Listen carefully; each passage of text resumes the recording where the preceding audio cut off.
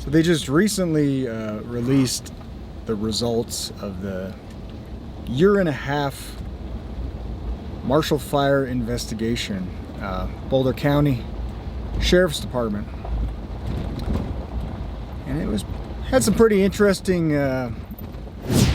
twists, I guess you could say. They're claiming that the fire had two origins. Just interestingly enough, they both kicked off on that day, the high wind event during the I think it was December day, and one of them was caused by what they say was the 12 tribes, this commune within Boulder County limits there. Their property, I guess they had a fire, controlled burn a few days earlier when they still had quite a bit of moisture, and I think they even had the fire department out there to confirm it. I mean, to look it over, make sure everything looked legit. And so they say that fire was still smoldering, a couple days later when the high winds kicked off and reignited that fire. Maybe. But I think the really interesting part was the Excel bit, where one of their power lines was, I forgot what they call it now, moored. It was kind of swaying on the line. It was sloppy, let's just say, and so sloppy, in fact, that the two lines could connect and arc, and actually, where's this dog out? What are you doing out? Okay. Make sure nobody's here. Give me a second. Any of you out there with the notion that Nightwatch N8 might be some kind of a prissy content creator, never gets his little fingers dirty? Well, you gotta wear gloves, right? That ain't true. So I'm doing a little hide. Man, I cannot talk today. Side hustle for the neighbors. Well, not immediate neighbors, but some of the locals up here on the mountain. Just offering to do a little yard work. I thought I'd like, since I can't make any income on these social media platforms, video hosting sites like YouTube, apparently never going to monetize my content. Shadow banned to oblivion, right? So I can't make a reasonable living, obviously, off of my creative work, because at heart, I am, after all, a starving artist, for life, I guess. Yeah, it's a life sentence. Yeah, just doing a little side hustle. I thought I'd work the immigrant worker angle. The migrant workers. Because in this blue state, right? I mean, seems like you just get a free pass and all kinds of things. They'll just bus them in and give them free housing, let them walk the streets.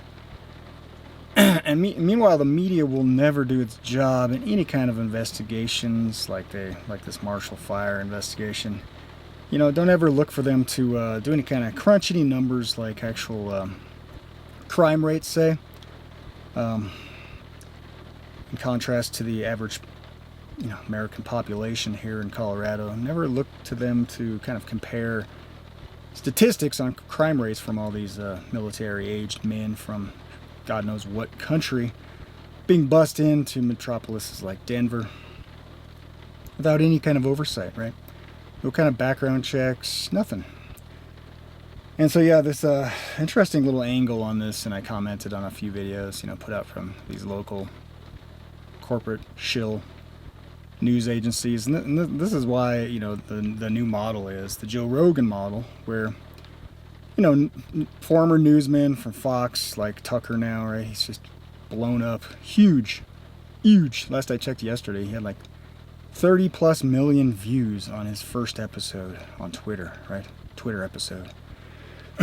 So whether it's genuine or not, whether it's just more of the same establishment sock puppets masquerading as alternative news, the new model is not the old-fashioned,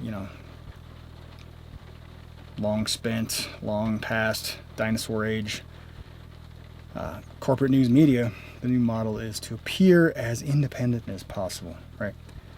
You're just like one of us. You're just an average guy on social media, and you just happen to have this, multi-million-dollar media franchise behind you, whether it's,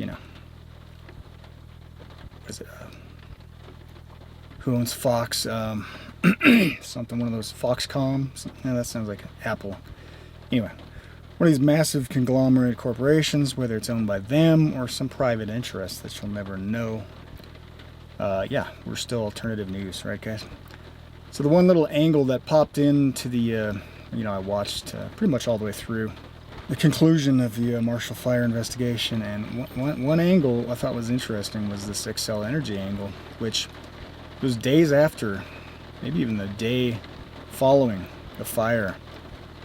I think the day of, actually, now that my memory serves me, when there were news reports of a fallen power line may have been responsible, and that quickly got covered up, just whitewashed, right?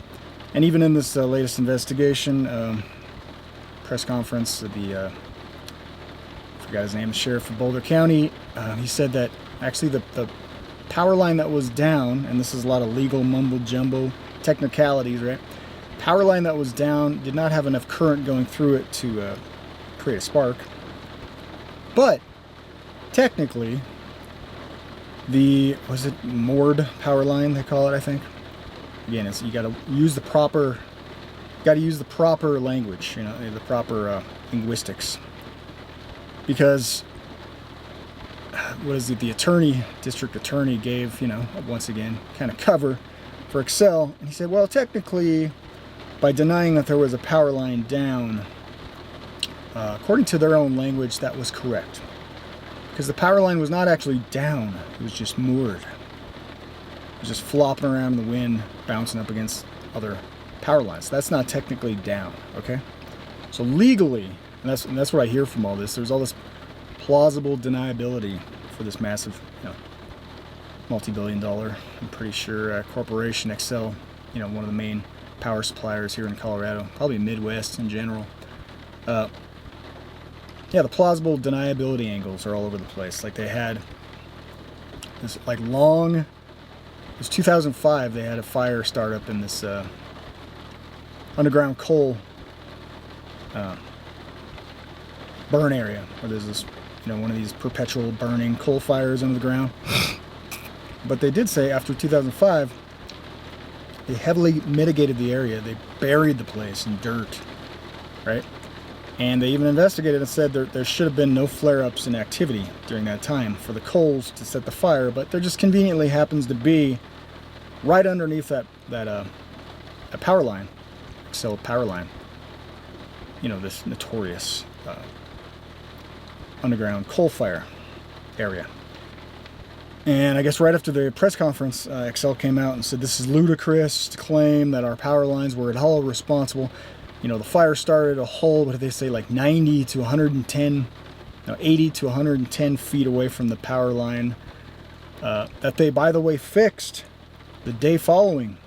And again, the sheriff and the district attorney almost gave Xcel cover again by saying, well, you know what, we did ask them to fix the power lines because there was a snowstorm coming in and we wanted all the, the houses that were without power to have power. Well, like one reporter asked, shouldn't the people that worked on that pole have understood or seen maybe a little indication that could have been part of the cause of the fire? And they never really answered that question in the press conference. They knew full well that this power line was, okay, not down, but mooring, blowing around, bouncing up against another power line. And of course, by the time of the investigation, the only way they knew this, by the way, was because of a trail cam, right? So I guess praise God for those trail cams, because otherwise there would have been absolutely no evidence, because the following day, Xcel fixed everything on that power line pole.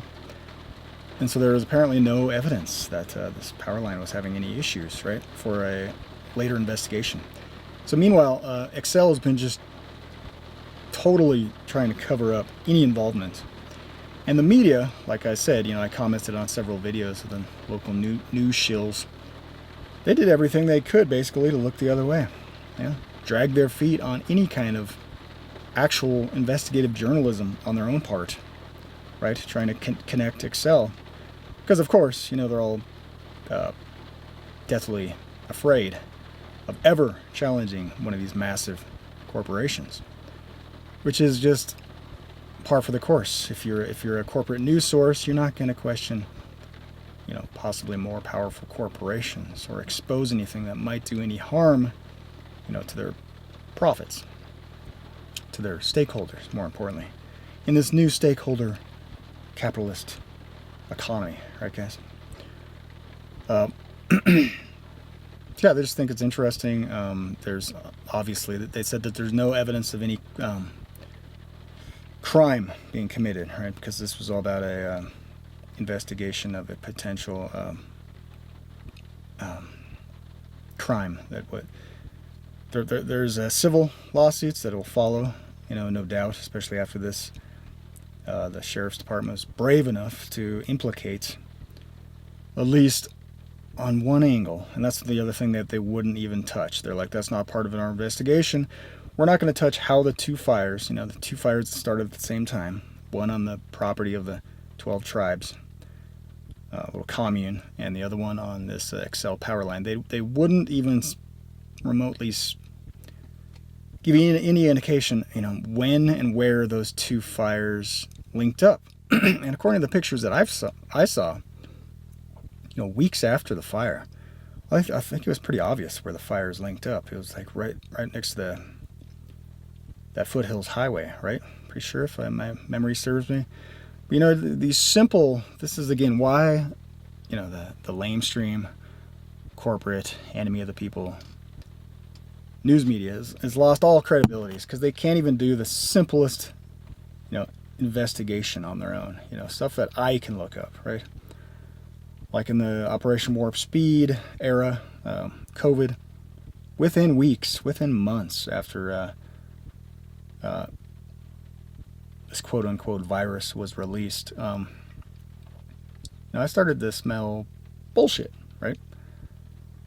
Yeah, I started to look at the data, look at the mortality rates, and something wasn't adding up, right? Based upon how the enemy of the people, globalist front groups of these news corporations, how they were covering COVID, this mass pandemic, right, that the WHO quickly declared as such.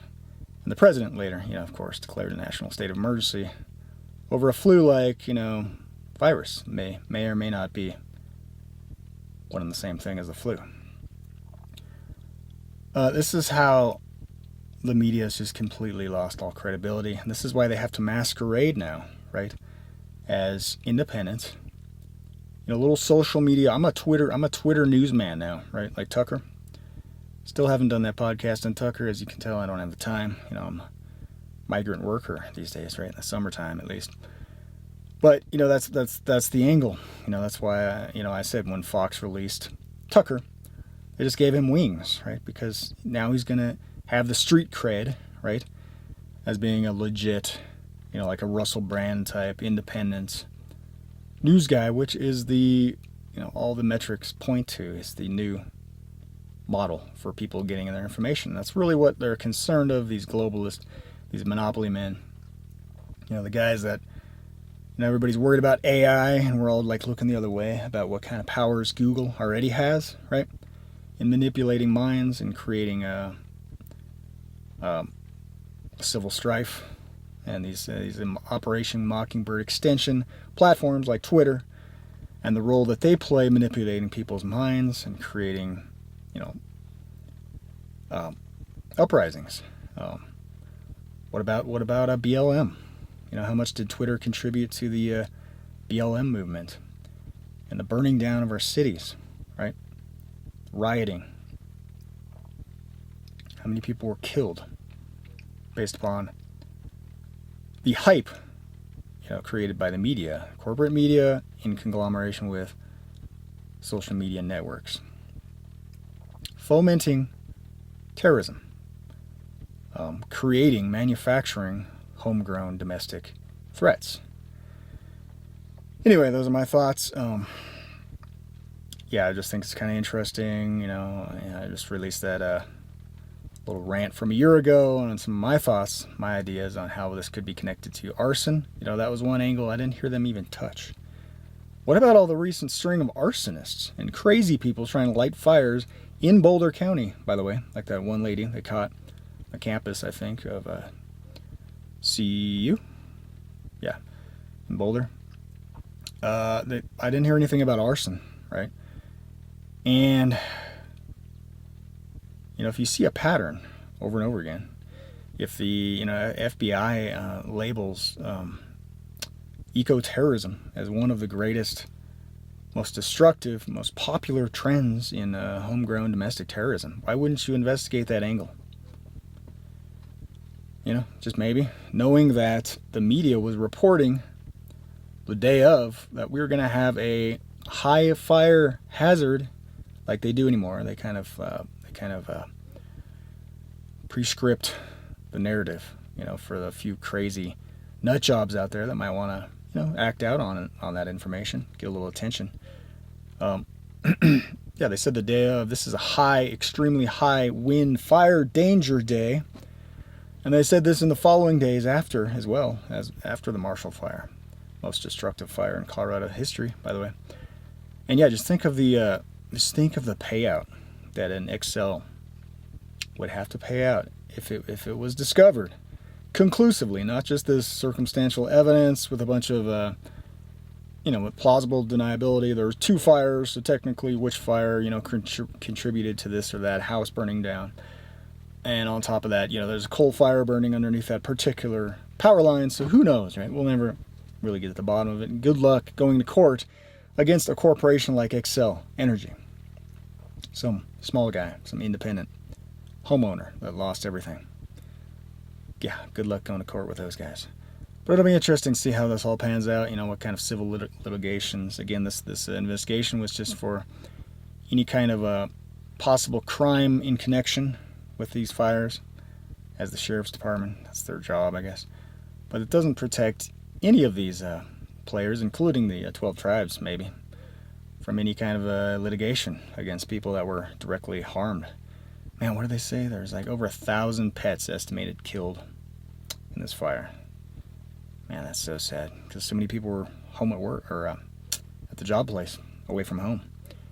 And this burned, you can see from some of the footage that I took. I went out there and documented it.